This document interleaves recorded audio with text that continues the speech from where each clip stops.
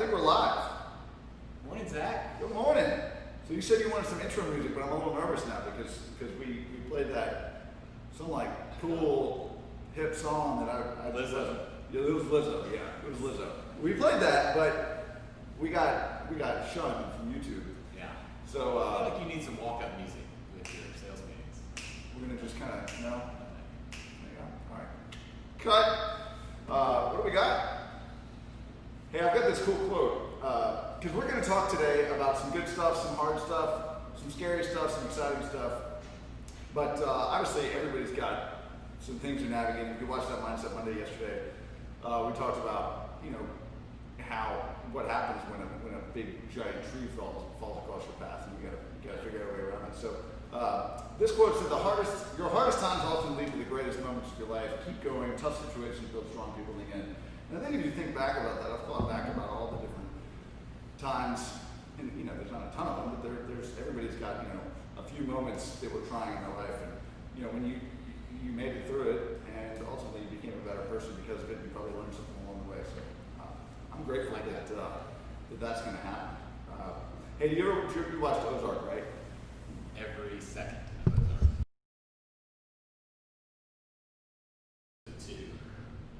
How's about instead of shitting on me, you get your own house in order? So that's just a little, just to cue up the next slide. Sorry, language. It's a little Ruth. It kept going, but Don't mess with Ruth. I had to cut it off after that. So this is the 2-minute get your house in order exercise. So I want everybody to take 2 minutes and do these 3 things. 1, write down 2 things, people, or situations for which you're grateful. 2, write down the names of 2 people to whom you'll write a personal handwritten note today. And then number 3, write down your number 1 task that absolutely must get done today in addition to the notes above. So don't write notes. I mean, write them, but don't write that down as your number 3. And take another 30 seconds or a minute to do that. Right now? Right now. This is the get your house in order exercise. You do it on your phone. I know what I have to get done today.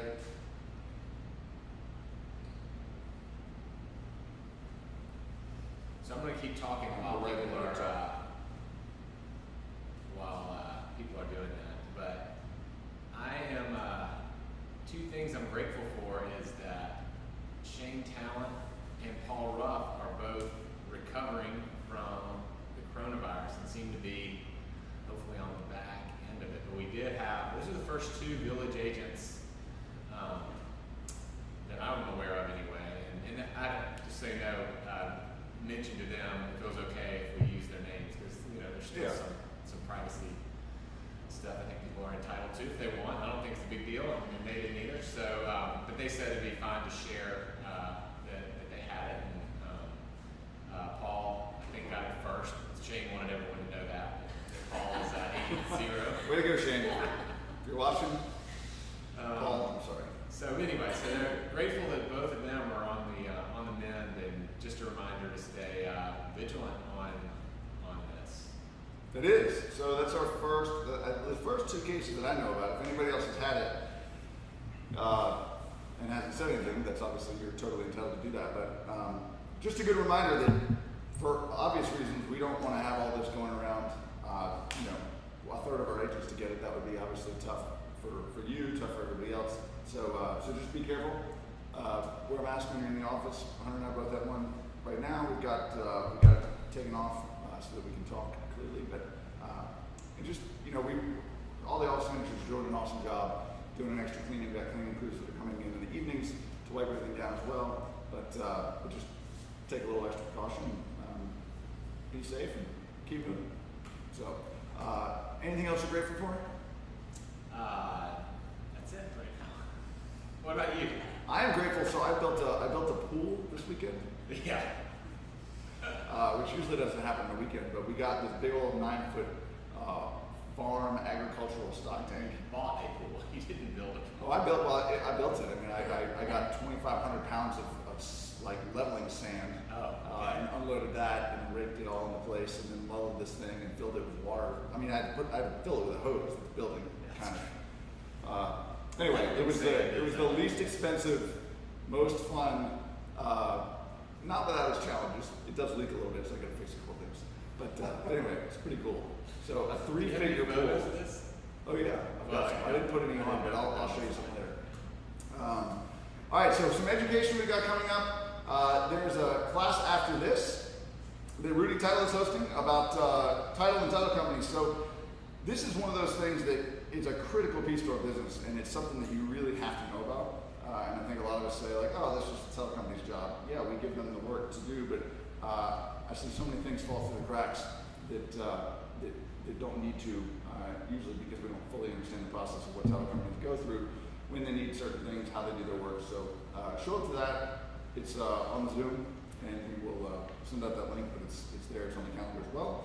And then Wednesdays, these Thrive 45-minute to an hour-long chats are awesome. Those are going really well. And then Thursday, Bill from Metro Coach is coming. This was a really cool piece last year. I think we brought him in last year at the beginning of this year, but it was really great. I learned a ton, and I think you will learn something from that as well. So lots more education. It'd be really helpful as you do new construction stuff or have issues and inspections. Just that being a professional and having that kind of knowledge base and growing that knowledge base will really benefit your clients. People expect that we know that. I mean, they really do. They're like, Yeah, oh, you gotta anything know. to do with real estate construction that we just know. And so you don't have to know everything, but you need to know something, and you need to know where to find the answers if you don't know. So the next Jumpstart is going to be July 15th, 16th, and 17th, and 20th. And then Hunter, what do you got? All right. So got a bunch today. So first of all, have you heard, Zach, of the Whoop band? Whoop, Whoop. whoop, Like Whoopi Goldberg Whoop. like whoop. There it is. So you're doing the slide, so you've got to go to the next slide. Next slide. Yeah, there it is. Yeah. Oh, the whoop. Oh, not like a band, like a. No. Like it goes on your wrist. It's like a Fitbit on steroids. So it gives you just a ton of data. Oh, is this what Paul was telling us about? Paul predicted his infection before his test results because of this. Yes. And so I wanted to show you some of this. I am going to be getting one of these bands. It is like, you read about it last night, and like it's really cool. Some interesting feedback while he was wearing it. First of all, this is his daily respiratory measurement that he's got, the respiratory rate. And he's normally between like 13 and 14 and a half. And you see that the 2 days he was most sick last week, it spiked up significantly.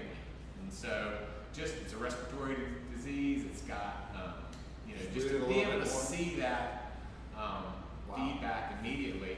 And then the next slide shows his resting heart rate. So Paul runs like 30 plus miles a week and is in great condition, obviously, by his normal, you can see circle down there at the bottom, his normal resting heart rate is 47, which is really good.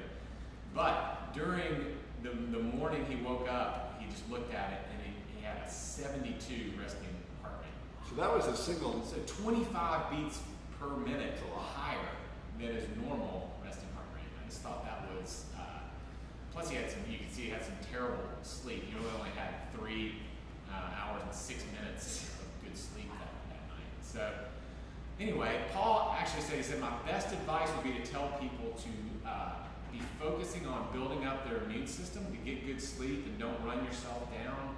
I was run down when I got this and just made the whole thing much worse. So just a reminder, take care of yourself. Yeah. Thanks for taking one for the team. Yeah. All right. So Zach, it's really good for us to track kind of the local banking scene, just like code stuff. We're expected to have knowledge, help our clients about getting loans, maybe a developer that we want to help with. So Tennessee Bank and Trust last month changed their name. Tennessee Bank and Trust, a fairly sizable local bank as far as local banks go in Nashville. Do you know what they changed it to? Something that starts with an F. All right, go to the next slide. Yeah. Now do you know what they changed it to? I have no idea what that means. I know. Kind of a. It's like Prince. So they changed their name to Fourth Capital. So we've had a few name changes in terms of banks lately. First Tennessee is now First Horizon. Zach. First Horizon, yep. Yeah, First Horizon. And SunTrust. Stephanie Bellingham. SunTrust. Phone a friend. SunTrust, was merged with BB&T. D&T, yep. That's what I said. And they didn't like either of those two great names, so they decided to go with Truist. Truist. Truist. It's like not good, not better, not even best, but the goodest. So anyway, so Fourth Capital, and Fourth Capital, we'll get into the reason they changed their name, but it made me think about, fourth being like not first, second, or third. Nashville used to not have so many banks, and really most banks were kind of local banks. Hughes here, he probably remembers some of this, but growing up, the two main banks in Nashville were Third National and Regions. First American. Those were the two. So First American, I remember like driving around with my mom and be like, who would bank at Third National when there's a First American? Would you rather be a First American? And so First American was bought by AmSouth out of Birmingham, and is now Regions. And then Third National became SunTrust, now Truist. My friend, my friend, I might go on too long. This is kind of interesting. My friend's dad, Walter Hale, big Third National Bank guy back in the day, and he knew like my family didn't come from the old money stock that Walter Hale's family came from. So he would. So I had my high school job, and I was getting my first checking account. And I went to Third National. I knew he was, my buddy's dad worked there, and they were going to charge a fee just to have a checking account. So I didn't have that much money, and like $5 a month was going to come out just for them to hold my money. And so I went over. Bank America had just come into Nashville at the time, so I went over, and Bank America was like, "Oh yeah, we got free student checking. Come on aboard." And so I went. I talked to Walter. I said, "Walter, I tried to go to Third National, and they're going to charge a fee just to have an account." And he said, "Hunna." Like my name is always Hunna, like Hunna. Hunna, Third National is a rich man's bank. You'll understand it one day. I never really understood. But you didn't pay the $5 a month? No, never done any business with Third National or SunTrust. So Fourth Capital is named Fourth Capital because, Zach, you'll know this, Nashville was the fourth capital city of Tennessee. A little history there. Yeah. You know the other three? Yeah, no. I don't. I know my Louisiana history. I'm failing today. I was like, quiz time. Knoxville was first, and then we had a treaty with the Cherokee Indians that we would make the capital of Tennessee, Kingston, Tennessee, at some point. And so early in the 1800s, it was Knoxville, and so we had this treaty with the Cherokee, and so to fulfill the treaty, we moved the capital of Tennessee to Kingston for one day, and then we moved it back to Knoxville, and then we moved it to Murfreesboro, and then Nashville. So, you think politics has always been a little bit shady? Like we make this agreement that it's going to be Kingsport, and then we do it for one day and then move it back. So, anyway, so we're the fourth capital if you count the one day we're in Kingsport.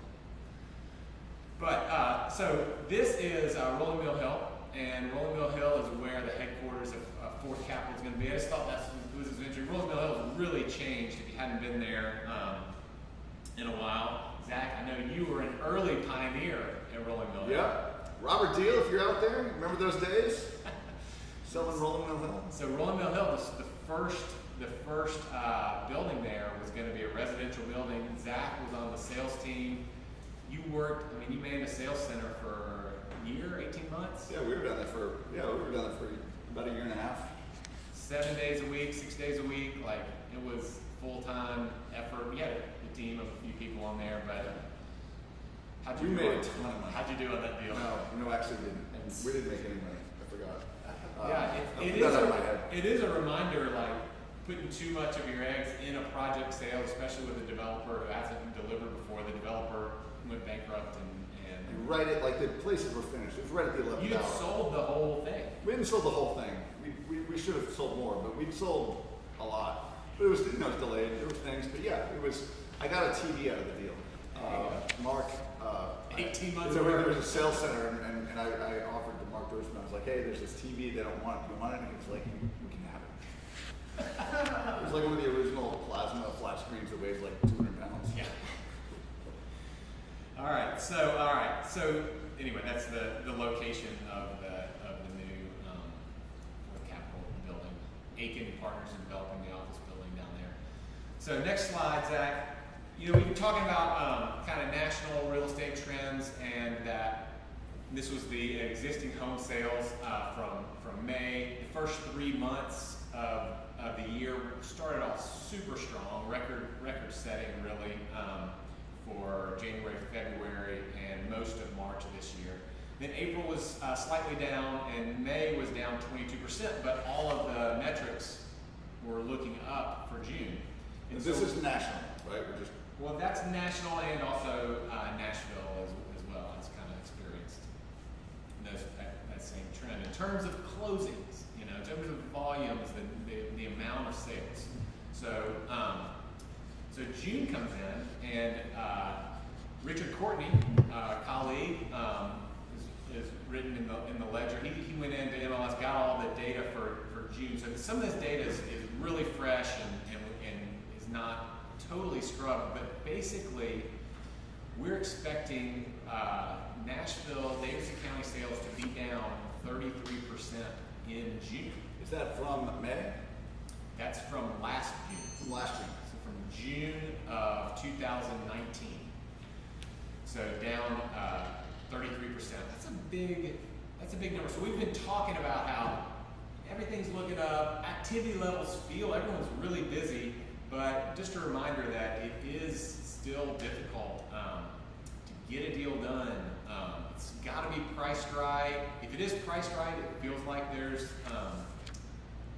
it's a really good chance it will sell. But at the same time, inventory is down really low. And if your business is struggling, just know that that's the case for a lot of people out there. Just stick with it, and this will turn. But there's really no denying that it's, volume-wise, which is how a lot of us make a living, is down for even Nashville, even though activity level is high.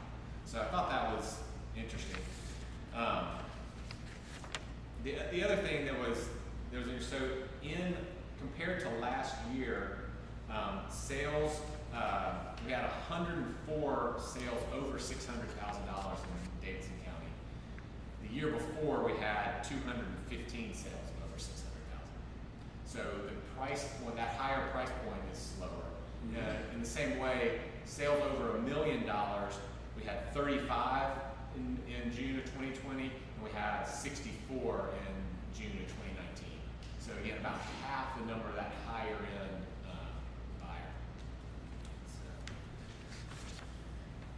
But some good news, people are still buying like Four Seasons. Things like they announced their pre-sale and sold everything they had. You've got some thoughts on this project? I do have some. No, I think it's a beautiful project. Yeah. I think the news story was this is being recorded out there in the public, so I'm going to be careful what I say. Yeah. Okay. There's easy ways to spin the news. That's true. That did not happen in one day. No, they did not happen in one day. It's because you execute something on one day. Yeah. They've been working. 5 months of effort. They've been working on it for 5 or 6 months, probably. Which is awesome, yeah. But sold $80 million worth of, or contracted $80 million worth of product, and 20% down. So these are real contracts, it sounds like. anyway, it's going to be a beautiful project downtown, right near Senate Amphitheater, the pedestrian bridge, right in the mix. Just thought that was, most of the buyers were from Nashville. They had people from all over the world interested in it, but they did say a majority of the buyers were Middle Tennessee residents. Yeah. So. And so real quick on that, just I'm going to do a little plug, a little Broad West plug, because that is another project that's coming out. And actually the sales center for that is opening up in about 2.5 weeks. Been kind of delayed working through this pandemic, but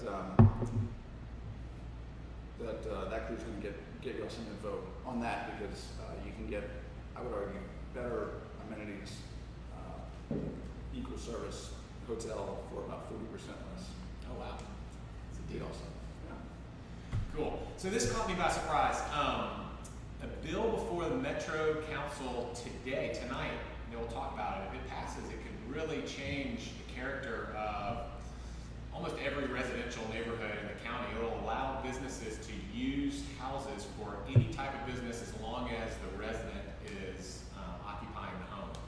So pretty major change. And have you heard about this? Well, this has been not most recently, but this has been a challenge, especially with musicians doing home, lessons at home and things like that. That's technically a violation of, or has been in the past, a violation of yeah. zoning. I mean, as a musician, I can currently have songwriting sessions. I can currently do what I need to do mostly as a musician, as long as I'm not having customers coming in. Yeah, there's a limit of how many customers you can have per day. Yeah. So anyway, it would just really change.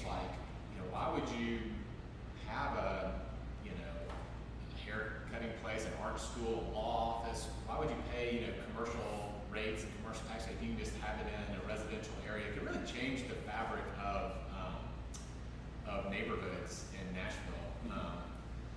And it's kind of like, is it really necessary? Because you can currently do a ton of what you want to do anyway out of your house. Now we kind of lived through it the last 6 months. You can work out of your house. You can have barring any noise and nuisance restrictions.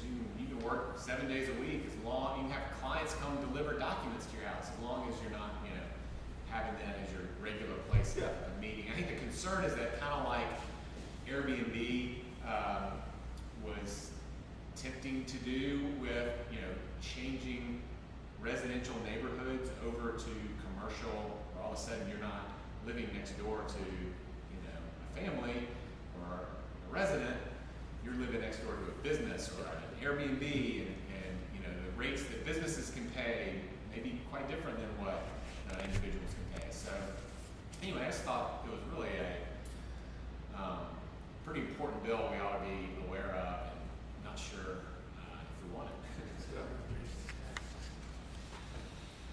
So lastly, the Houston Association of Realtors made a decision to ditch the term master in the multiple listing service, like master bedrooms, master bath. Just a change occurred earlier this month after it was called to the public's attention that the term could be referred to antebellum U.S. Back when the master of the plantation basically had its own separate spaces in the house. So Houston has decided to make this change. I thought was interesting. It's reportedly been considering making the change for years, but decided just in this time, to go ahead and make that change. So what would be an alternative? What's an alternative term for master bedroom? Main. Owner's suite. Owner's suite. Owner's bedroom. Primary bedroom. Anything else?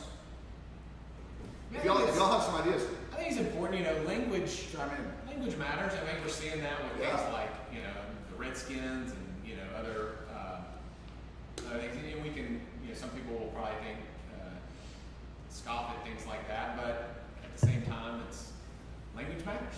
So it's not a big deal to call it owner suite. I think There's actually, I think you can have fun with it. There's better ways to describe. If you ever had a good English teacher, they usually challenged you to describe something in a more articulate way. I was never allowed to use the word get or thing in in my 8th grade English class, and it made me always say like, I'm gonna go get that. Well, what are you gonna do? Oh, I'm gonna borrow it. Okay, that's better, more descriptive, right? So a master bedroom, you could say owner's suite. That actually, to me, that even sounds like you're so used to hearing one term that is actually more striking anyway. That sounds more elevated, elegant. So I think there's ways to take some of that and be creative with it. It's also maybe, besides having a racial issue, also could be gender. I mean, most of the time I think master is referred to as a male and mistress is a female, and so it's not always. Probably shouldn't call the mistress bedroom either, though. Yeah. So anyway, owner suite's probably less problematic. But interestingly, John Legend, he kind of called out the trade association and said the real problem, realtors don't show black people all the properties they qualify for. Fake problem is calling the master bedroom the master bedroom. Fix the real problem. So it's anyway, it's worth considering. Hey, the real problem is let's make sure that we're not violating any real fair housing issues, and that you're showing your buyers all the properties they qualify regardless of their race. I would like to think and surely hope that describes 0 people in this country. Yeah. I don't, But for realtors, it's where we need to be on the leadership side of this. Anyway, we're back. Nashville's back in phase 2. We have a mask requirement. Rachel will not let you in the front door without one. And if you forget it, she's got a couple of extras that she can supply. Same thing with our other offices. We want to be extra vigilant during this time, and let's stay safe and stay healthy. That's great. All right, let's leave the market for a minute. So I've got some market information too, and so Hunter and I have not collaborated on this. And he told me, he said, I'm going to look at some pending sales, and I said, all right, I'm going to look at the same stuff. So I'm just curious. So we may look at some different data, but I pulled some stuff from Realtrax just to see what it said. But and looking at the showing activity, we look at this every single week. The orange line is 2020, the blue line is 2019. You can see over on the right-hand side, showings have dipped just a tiny bit, but I think that's negligible. That's from where we were last year. Obviously, we've come a long way, and we've been tracking pretty steadily, even higher than where we were last year. So showings, again, leading indicator of activity, and even if there's fewer properties, there's more buyers out there that are looking, so that's a good thing. Roger, rates? Probably slightly lower than that. Probably looking at more like 2.75 currently. Holy smokes, all right, so 2.875, Roger's back there, he says 2.75 right 2.375 on 15. 2.375 on a 15-year. And we're doing FHAs and VAs at about 2.5 on 30. FHAs and VA loans at a 2.5. That's insane. Insane. Wow. All right. So again, like pricing is staying strong, regardless of volume. Like pricing is staying strong. The real discount your buyers are going to get is locking in an interest rate at 2.5 or something. That is a huge value add. 1% equals 10% rule of thumb. All right, so this is a lot of data. These are a lot of lines. I know, but I'm going to fly through it real quick because I don't want you to get overwhelmed. But this is basically, this is Nashville. I looked at Franklin and Williamson County. It's pretty similar. I pulled this from the Realtrax Market Stats tab, and I basically just put in a custom price range search of 299, 0 to 299, 300 to 600, or 300 to 599.99, 600 to a million, and then a million and up. So interesting, kind of the same numbers that you put up. That was a coincidence. So new listings, the number of new listings, that $300,000 to $600,000 range is flying. That's where most of the new listing activity is happening, right? The total homes for sale, there's fewer homes for sale. Those are going down in pretty much all categories except for the million plus mark, which homes are going up. So there are more homes that are available for sale right now than there were before in the million and up, right? This is looking back a year, but if you look back kind of, or a little over a year, but if you look back at from January of this year, you see the million and up mark is increasing. So more inventory in that range. And you're gonna start seeing some trends in that million and up price point. Pending sales. So pending sales are actually, in this data, are going up. Now, if that is, so January, February, March, April, May, June, I think that's June data, but maybe it's not scrubbed. but that's showing in Davidson County going up. So I'll have to look at Richard's article and see what he was looking at.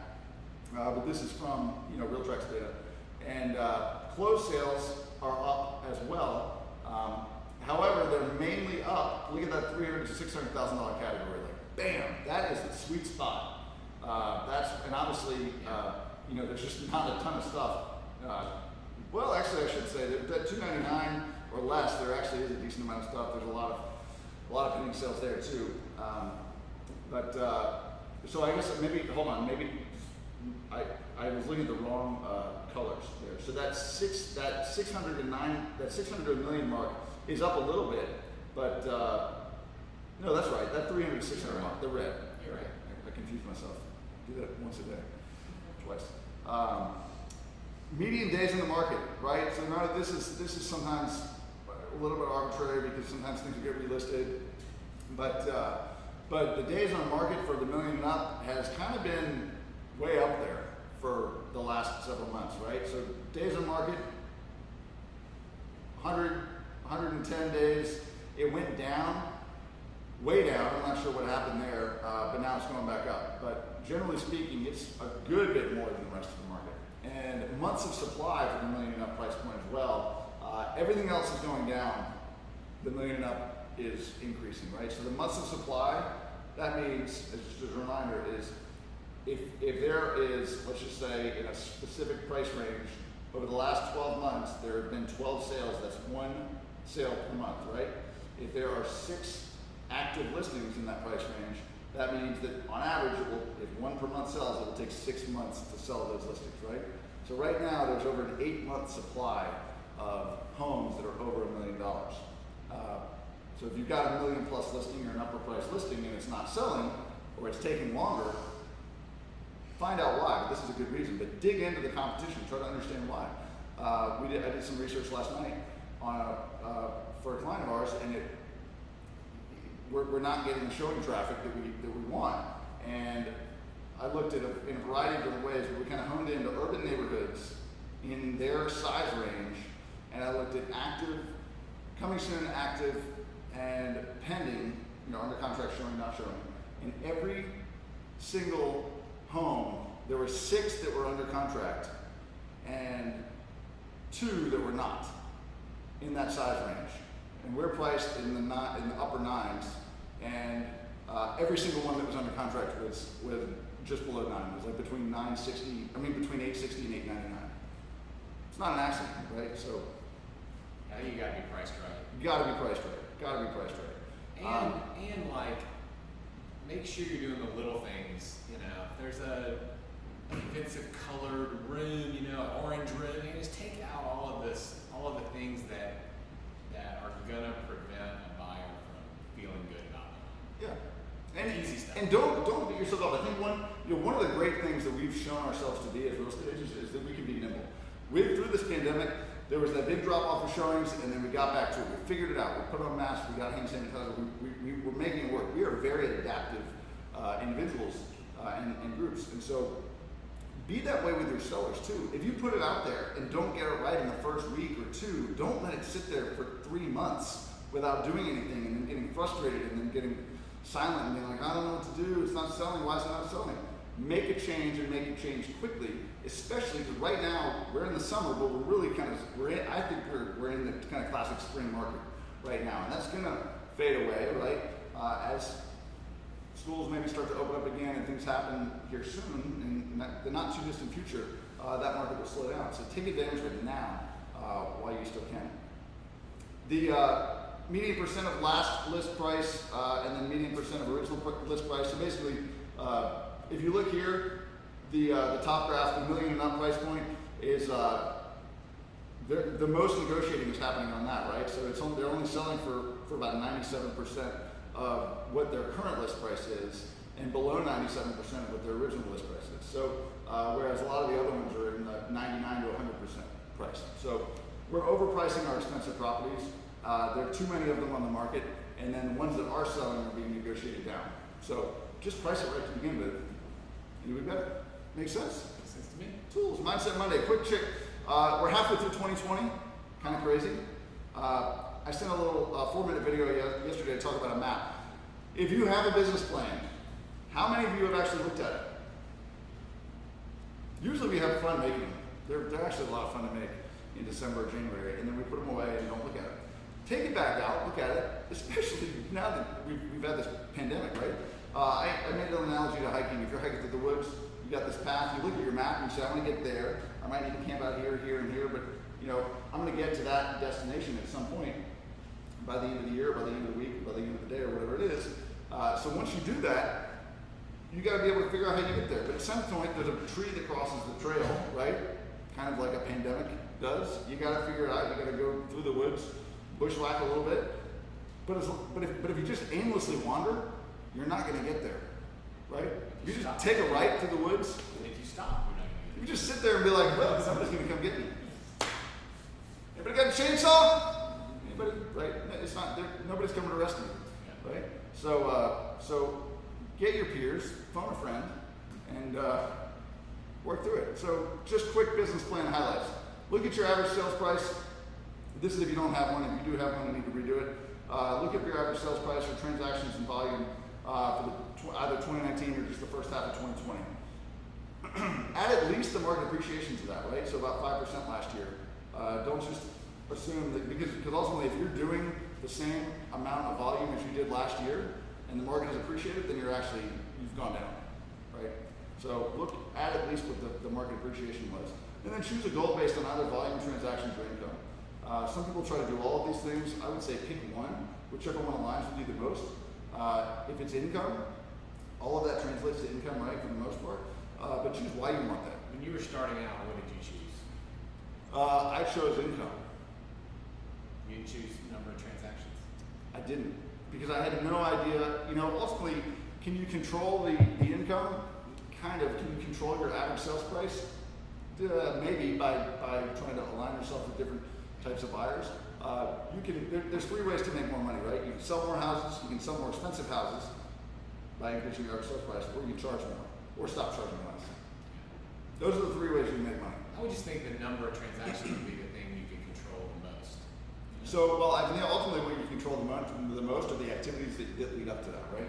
So we talk about this thing a lot, right? You see it all the time, but this is ultimately what controls that stuff.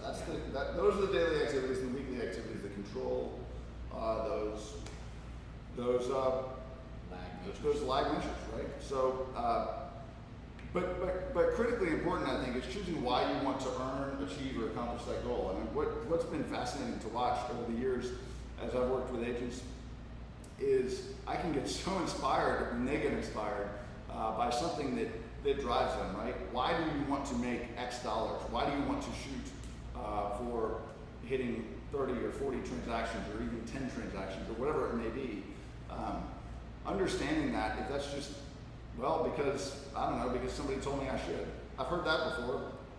I don't think that's a great reason. Not very inspiring. It's not very inspiring. It's like, okay, why don't you choose for yourself? In fact, one person who's told me that, they're not in the business anymore. Said somebody told me I should totally be able to sell 30 houses in my first year. I said, okay, well, let's start with one. Let's start with one, and then we'll try to get to 30. But ultimately, if you want to travel, if you want to create a retirement account or grow that, if you can have those kind of whys, then you can use that as a driving force to help you through that. That is a way more powerful motivator than just, especially somebody else telling them to do it. So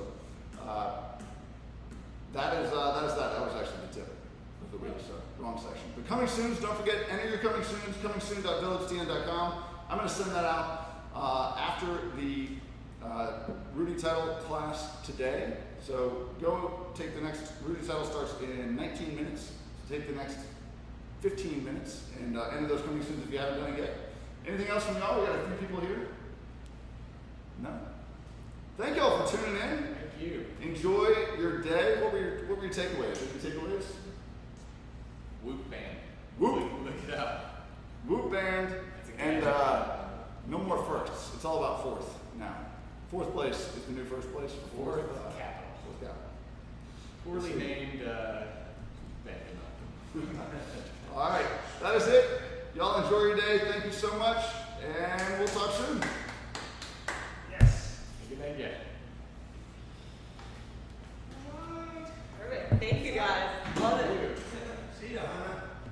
No, no. That's right. No, no. That's an old Southern way to